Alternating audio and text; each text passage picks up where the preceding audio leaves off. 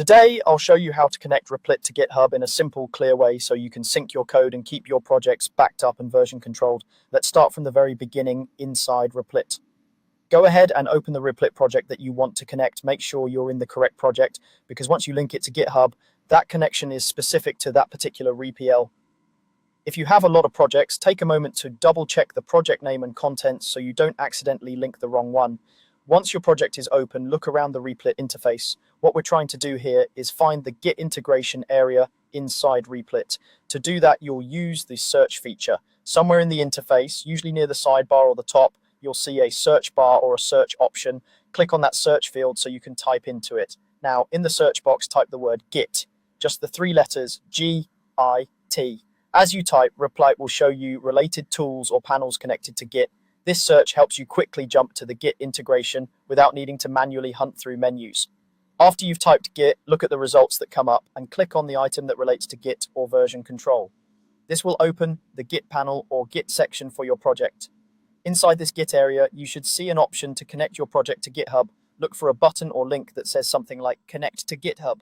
This is the key step that will link your Replit project with a repository on your GitHub account. Go ahead and click on Connect to GitHub. When you click that, Replit will redirect you to a GitHub login page if you're not already signed in. Here, you'll need to log in to your GitHub account, enter your GitHub username or email and your password just like you normally would when signing into GitHub.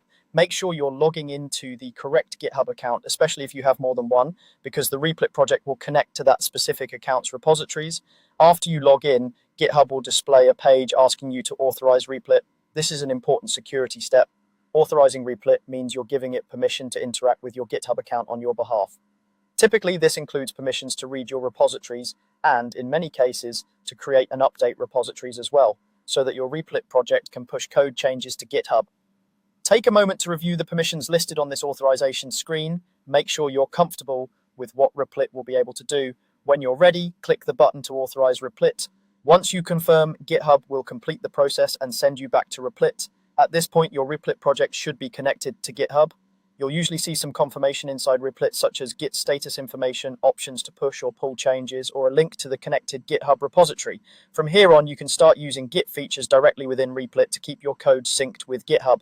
And that's all there is to it. You opened your Replit project, searched for Git, used the Connect to GitHub option, logged into your GitHub account, and authorized Replit. You're now ready to take advantage of version control, backups, and collaboration through GitHub, all connected seamlessly to your Replit project.